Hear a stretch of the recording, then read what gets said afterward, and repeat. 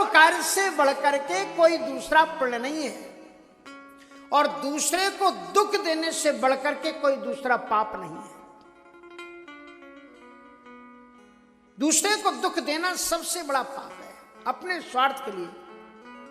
कभी कभी ट्रेन में देखो, अब तो थोड़ी हमारी यात्राएं कम हो गई, कि तो पहले ट्रेन में चलते थे तो अगर रिजर्वेशन अपना ना हो और अपनी बारी हो तो किसी की सीट पर जाकर के बैठ जाओ। अरे भाई साहब, कौन इस सीट को लेकर के जाएगा, क्या आपके साथ लेके जाओगे?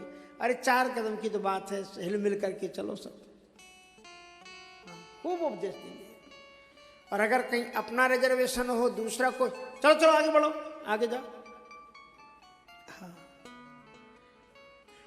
अपने नहीं प्रबोधया धर्माता के बुजुर्ग है, चलो थोड़ा सा, ऐसे तो हम उपकार करते नहीं है, सीट बनी बनाई है, इसी पर बैठा ले, सुख दे दे थोड़ी देर के लिए। दूसरे के लिए उपदेश बहुत परोपकार, इसलिए परहेत लाग पर उपदेश कुशल बहु तेरे। रामचरितमानस में कितना सुंदर रावण उपदेश देता है। कुंभकर्ण के मरने पर, मेघनाथ के मरने पर, नश्वर रूप जगत सब देखा हृदय विचार, तिन्हें ज्ञान उपदेशा रावण, और आपन मंद कथा शुभ पावन। अपने अंदर में कोई व्रत नहीं उनको, और यही बात श्रीमद् भागवत में हिरण्याक्ष हिरण्यकशिपु कर रहा है।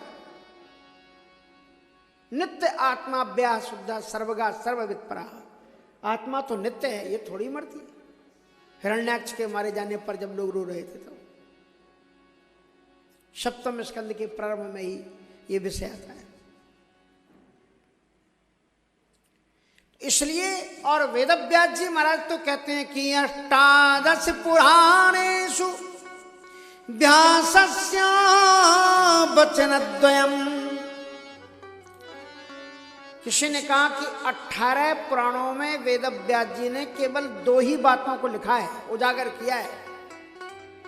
इनको नोट कर लो कि परोपकाराय पुण्याय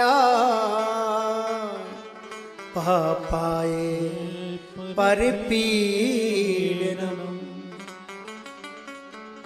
वेदव्यास जी ने 18 पुराणों में 2 बातों को ही बार बार समझाने की चेष्टा की है कि परोपकाराय पुण्याय, परोपकारी ही सबसे बड़ा पुण्य है।